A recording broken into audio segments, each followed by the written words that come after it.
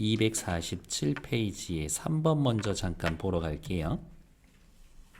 문학작품에서 주제의식은 작가의 질문에서부터 비롯됩니다.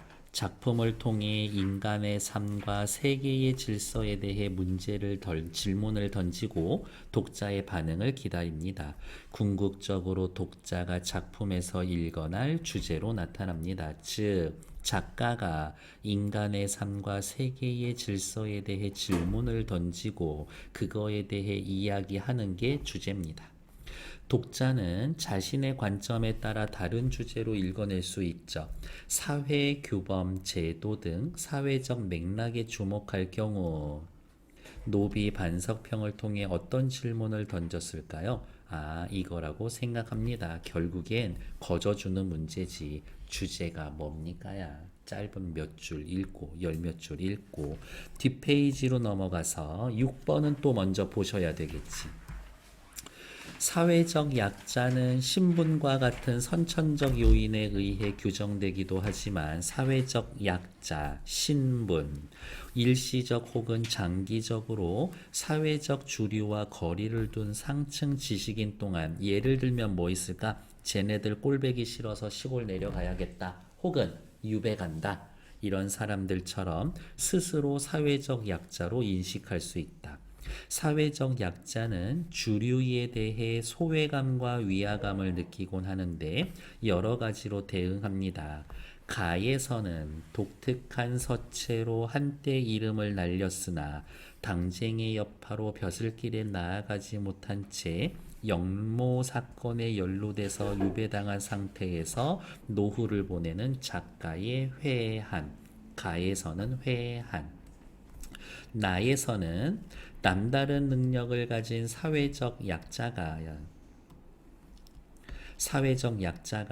자신의 삶을 꾸려나가는 방식이 나름대로 있어.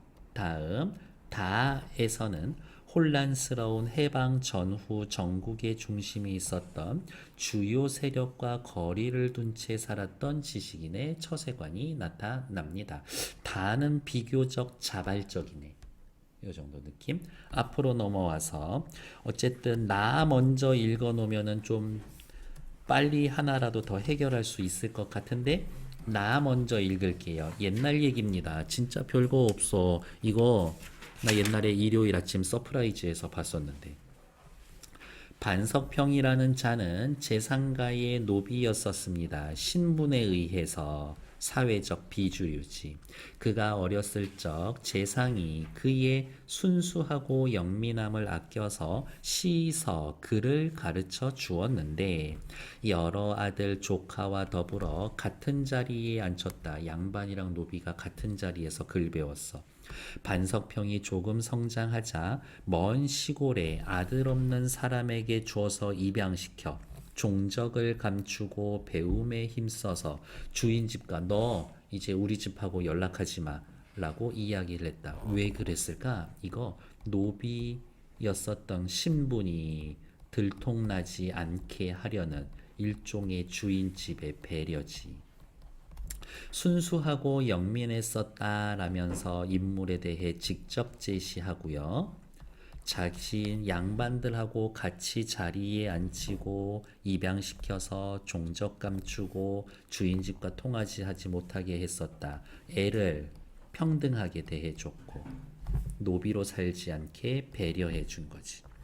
장석평이 장성하여 국법을 어기고 과거에 응시했는데 그럼 국법의 내용은 대충 알겠네. 뭐라고? 노비는 과거에 응시할 수가 없어. 그게 국법이지. 하지만 아무도 그것을 알지 못했다. 드디어 과거에 급제해 재상의 반열에 올렸는데 확실히 출세했네. 신분의 한계를 자신의 힘으로 극복해냈지. 겸손하고 공경하며 청렴 근실하여 요게 반석평 씨의 성품이지. 나라를 위해 충성을 다하는 신하가 되었다. 팔도의 관찰사 도지사가 되고 지위가 이품에 올랐습니다. 차관급까지 올라갔어. 주인집은 재상이 이미 죽고 그의 아들과 조카들은 모두 곤궁하게 처나게 되었다. 너무 슬픈데 재상의 집안이 몰락해버렸어. 노비인 반석평은 잘 살고 있는데 외출할 때 나귀도 없이 걸어서 다녔다. 가난하단 얘기지. 반석평은 그들을 길거리에서 만날 때마다 가마에서 내려와서, 가마라는 건 이미 높은 신분을 나타내 주는 거지. 높은 신분을 유지하고 있는 반석평이 가난한 양반 사람들한테 말해서 가마에서 내려 진흙탕 길에서 절을 한다. 옛 주인에 대한 예우를 보여주는 거지. 곁에서 지켜본 사람들이 괴이하게 여겼다. 반석평이 이제 이 글을 올려 사실을 실토하고 노비입니다. 과거 시험 봤어요. 국법을 어겼습니다. 자신의 관작을 삭탈하고 주인집의 아들과 조카들에게 관직을 줄 것을 청했다. 제 벼슬 뺏어서 그거 주인집 아들과 조카들한테 좀 나눠주세요 라고 요청을 했었다. 조정에서는 오히려 이를 의롭게 여기고 장려하여 노비는 벼슬 보지 못한다라는 국법을 파기하고 본래의 직책에 나아가기를 예전처럼 했었다. 결국에 무슨 거야? 이 정도면 나라 진짜 제대로 굴러가고 있는데 신분보다 사람의 능력과 성품을 중요하게 여기는 시대가 되었습니다. 또한 좋다. 주인집 아들에게도 관직을 주었습니다. 라는 이야기. 뒤로 넘어와서 4번 문제였나? 네, 3번 문제 들어갈 내용. 반석평을 통해서 어떤 질문을 던졌을까요? 반석평의 주제는 뭡니까? 사람은 신분보다 능력과 인품입니다. 이러한 이야기인 거지. 정답 몇 번? 2번. 인재 등용할 때 무엇을 가치 있는 기준으로 삼아야 합니까? 신분이 아닌 능력. 끝. 앞으로 다시 돌아와서 이제 가 보러 갈게요. 가.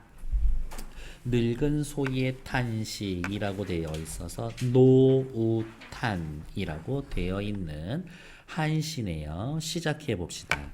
진창에 빠지고 흙덩이에 넘어져서 누군지는 모르겠지만 굉장히 곤란한 상황에 처해져 있는데 다만 큰 소리로 울고 오르막이든 평지든 무거운 짐을 끌 가망이 전혀 없네. 무거운 짐을 끌어야 합니다. 하니까 소가 곤란에 빠졌습니다. 어느 정도로? 자신의 몸을 가누지도 못할 만큼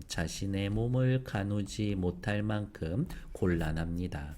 소가 오 하고 울고 있어. 옛날엔 내가 이거 끌었는데 지금 너무 힘들다, 무겁다, 끌 수가 없다 라면서 탄식을 나타내주고, 진창에 빠지고 흙덩이에 넘어졌다. 시각. 큰 소리로 울고 있다. 청각. 오르막이든 내리막이든 평지든 무거운 짐을 끌 가망이 전혀 없네. 이제 이 소는 아무 일도 하지 못해. 아침에 푸른 언덕에 누워서 해 그림자에 의지하고 할 일 없이 빈둥빈둥 한가하게 보내는 날들. 밤에는 배고르면서 쓸쓸한 외양간에서 날이 밝기만을 기다린다. 세상에, 일을 못해서 그런가 밥도 주지 않고 있나 봅니다. 갈까마귀조차 등을 쪼다가 수척한 것을 보고서 슬퍼하고, 세상에, 까마귀한테조차 연민을 받고 있어. 까마귀도 소 등에 올라가서 장난삼아서 이렇게 등 쪼면서 놀고 그러는데, 야, 이 소는 너무 삐쩍 말라가지고 야, 얘는 안 되겠다 해서 까마귀도 불쌍하게 여겨. 망가진 쟁기 허리에 걸치고 밭 갈던 옛일을 떠올리고 있네. 수척하다라는 거 됐고, 밭 갈던 옛일은 어때요? 기력이 왕성했었던, 기력이 좋았었던 과거를 떠올린다. 소가 쓸모가 다해서 버려지는 것은 예로부터 그러하다. 사자성어 떠오르는 거 있죠? 토, 사, 구, 뱅. 필요할 땐 써먹고 쓸모없으면 잡아먹고 옛날부터 그랬었어. 다만 실속도 없이 명성, 이름만 남아서 불쌍하구나. 뭐가 불쌍해? 아무것도 남는 게 없어. 힘이 쏙 빠졌어. 무기력에 대한 한탄. 아, 늙은 소는 그러면 화자, 자신을 비유한 표현이었었구나 라고 생각하면 되겠지. 이광사 씨 생각합니다. 지금 내가 할 수 있는 게 아무것도 없어. 힘이 다 빠져버렸네. 이용만 당하고 버림받았어. 아, 저 늙은 소랑 같아. 다음 밑에 내려가자. 가수필 엄청 길게 하나 있는데 쉬워. 어렵지 않아. 정소남이라는 사람이 난초를 그릴 때에는 반드시 뿌리를 흙에 묻지 아니하니 일단 난초 사군자 중에 하나고요. 매난국죽 중에서 깨끗함을 담당합니다. 그래서 더러운 데서 안 자라. 애초에 난초 자체가 더러운 데서 안 자라는 난초를 흙을 그리지가 않았어. 그러니까 뭐 난초를 그릴 때에 정소남 씨의 원칙이야. 난초 더러운 흙을 같이 그리지 않겠어. 이런 게 원칙이야. 이민족에게 짓밟힌 땅에 개결한 깨끗한 몸을 더럽히지 않으려 함이란다. 난초를 그릴 때 흙을 그리지 않은 이유는 내가 지금 이민족에게 짓밟혀서 그러한 땅에 살고 있지만 나는 내 마음과 몸을 오랑캐들에게 더럽히지 않겠다라고 하는 가치관이 담겨져 있는 그림. 붓에 먹을 찍어 종이에다가 난을 친다라는 것이 뭐가 그리 대단한 노릇이겠냐만. 내가 그림을 그리는데 수묵화 그리는데 사실 그거 별거 아닌 거거든. 그래 솔직히 얘기해 줄게. 그거 대수롭지 않은 거야.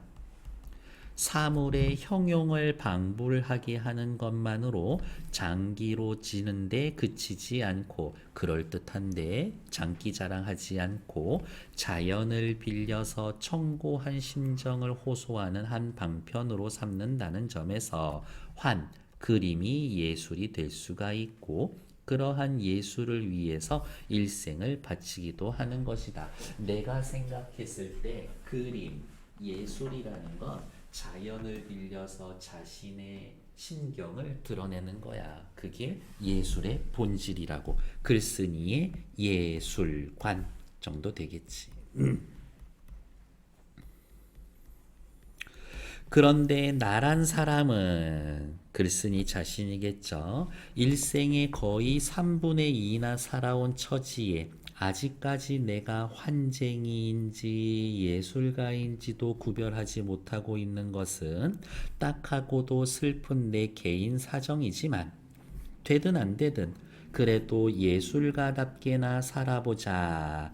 그러다가 죽자. 라는 굳은 결심을 한 지 오래되었었다. 예술가처럼 살 거야. 그러면 이제 어떻게 그림 그려야 돼? 자연물을 통해 자신의 심경을 호소할 수 있는 그림을 그려야 돼. 나 이런 그림 그릴 거야. 되도록 무력과 영달에서 떠나자. 글쓴이가 부정적으로 바라보는 거죠. 한묵으로 유일한 벗을 삼아 인생을 단박하게 살다가 죽자라는 게 내 소원이라면 소원일까라는 거. 그냥 수묵화나 그리면서 깨끗하게 살다 죽어야지. 그게 글쓴이의 생각. 이 오죽자는 나한테도 야 그래도 저기 누구야 용준이 그림 엄청 잘 그려. 그림 같은 거 부탁할 수 있으면 부탁해. 이거지. 이 오죽자는 나한테도 아는 친구 모르는 친구로부터 그림을 그려달라라는 부질없는 청을 받을 때가 있다. 내 변변함을 모르는 내가 아는지라 대개는 거절하고 마는 것이나 나 변변치 못해. 겸손해. 그러나 경우에 따라서는 어쩔 수 없이 그림 그려달라라는 청에 응할 수도 있고 어쩔 때에는 자진해서 내가 한번 그려줄게 이리저리 꾸며서 보내는 수도 없지 아니하니 대체적으로는 그림 그려달라는 걸 거절하지만 그림 요청을 받고 내가 그림을 알아서 그려줄 때도 있어. 이러한 경우 대개 화제 그림의 소재는 대개 두어 마리의 개를 그리는 것이다. 개를 선택하는 이유는 뭐다? 첫째, 그리기가 쉬워. 긴 양털 붓에 수묵을 듬뿍 묻히고 붓 끝에 초목을 약간 찍어서 붓을 좌우로 휘두르면 앙버티고 엎드린 꼬레에 8개의 긴 발과 앙증스런 2개의 짙게 발이 즉각 하얀 화면에 나타난다. 나 잘 그려 그림. 그려놓고 보면 붓장난의 묘미라는 것이로구나 하고 스스로 기뻐할 때가 많이 있다. 여기서부터 어디 앙증맞은 2 집게발 내가 그린 개의 그림에 대한 묘사 붓장난이라는 게 참 묘미가 있는 거구나 라고 하면서 내가 생각해도 좀 잘 그린 것 같은데 감탄. 그리고선 화재 옆에다가 글을 써줍니다.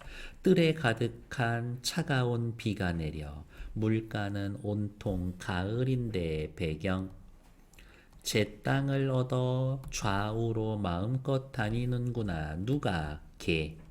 개는 창자 없는 개가 그 개를 한자로 뭐라고 하냐면요. 내장이 없는 공자라고 해서 무장공자라고 이야기를 합니다. 개가 참 부럽다. 왜? 평생의 창자를 끊는 시름, 세상사에서 오는 근심, 걱정을 모르니까 내장이 없으니까 근심, 창자를 끊는 시름, 사자성어 또 있죠? 내장이 끊기는 것 같은 단장, 지애, 슬픔. 내장이 끊길 것 같은 고통을 모르니까 나 내장 없는 개가 부러워. 부럽다라고 하는 화자의 정서. 밑에 줄은 그 부러운 이유 정도가 되겠지. 한시를 인용해서 대상에 대해 관점을 드러내고 있다. 역대로 개를 두고 지은 시가 이뿐이겠냐만 이거 내가 쓴 거는 아니야. 내가 쓰는 화제는 10중 8구 윤우당이라는 사람이 지은 이 시구를 인용한 것이 항례 항상 있는 사례다. 보통 사례다. 왕세정이라는 사람은 횡횡능기야 종당 타인구 마침내로 횡행하기를 얼마나 하겠는가 결국에는 사람 입에 떨어질 텐데 라는 이 구절도 좋아하기는 하지만 무장공자로서 단장의 비애를 모른다 라는 그 글이 내 심금을 울린다. 나는 이 구절이 너무 마음에 들어. 그래서 개 그림 그리면 그냥 항상 보통은 얘를 옆에다가 같이 써줘. 이 비애의 주인공이 실로 나 아닌가? 비애 외 시대의 흐름에 의해 상처받은 나 단장의 비애를 모르는 놈 얕고 영리하게 처세할 줄 모르는 눈치 없는 인물 아니 자신만이 아니라 우리 민족에 이러한 인사가 너무 많지 않은가? 독립 이후의 혼란스러운 시절엔 이러한 사람들이 너무 많아. 그래서 이 사람은 시대에 대해서 부정적으로 평가하고 있는 거지. 야, 요즘 왜 이렇게 얍실한 애들이 너무 많냐? 라고 이야기를 하는 거지. 다음. 그러면 요렇게 볼까? 얕고 영리하게 처세할 줄 모르는 거는 누구야? 이 글의 화자 자신이야. 나는 왜 저렇게 행동하지 못할까? 에휴, 그러니 이렇게 고생하면서 살지 용준아 라면서 자기 자신에게 이야기하고 있겠지. 자조감도 드러나 있겠네요. 멀은 동해변에 바위 틈에 미끼를 실에 매어서 달고 해공, 개를 낚아본 사람은 대개 짐작할 것이다. 요즘은 어떻게 하냐면 닭고기 있지. 거기에다가 집어제라고 해서 물고기 모이는 거 있거든. 그거 이렇게 적셔가지고 이렇게 바위 틈에 넣으면 개들 엄청 달려와요. 처음에는 제법 영리한 듯한 놈도 내다본 채 안파가 콩알만큼한 새끼놈들이 먼저 덤비고 그 곁두리를 보아서 가며 차츰차츰 큰 놈들이 한꺼번에 몰려나와 미끼를 뺏기라고 수십 마리가 한 덩어리 되어 동족상징하는 바람에 실을 지켜 올리면 모조리 잡혀와서 어부에게 이득이 되고 만다. 이게 요즘 우리나라가 그래 라는 거지. 어리석고 눈치 없고 꼴에 서로 싸우기 잘하는 놈. 귀엽게 보면 재미나고 어리석게 보면은 동정도 가고 밉살스럽게 보면 가증스럽기 짝이 없는 놈이라고 하면서 개에 대한 다양한 평가지. 작가의 개에 대한 다양한 평가. 이렇게도 보이고 저렇게도 보이고. 개는 확실히 좋은 그림 소재다. 내가 즐겨 보내고 싶은 친구에게도 좋은 화제가 되지만 뻔뻔스럽고 염치 없는 친구에게도 그려보낼 수 있는 확실히 좋은 화제다. 라는 것들. 뻔뻔한 애한텐 개 그림 보여주면서 속으로 생각하겠지. 너 이런 애야. 이렇게. 내가 좋아하는 친구들한테는 자, 세상 사는 게 힘들지만 이렇게 살면은 안 돼. 그러한 마음을 담아서 또 개를 그려서 보내고, 그러니까 개를 똑같이 그리는데 좋은 의도로 보내기도 하고 약간 비꼬고 놀리는 의도로 보내기도 하고 하나의 소재가 양쪽의 기능을 다 한다. 그래서 그림 그리기 좋은 소재다. 그 정도 되겠지. 됐을까요? 뒤로 넘어오셔서 문제는 6문제지만 어렵지는 않을 겁니다. 딱 5분만 드릴 거예요. 시작.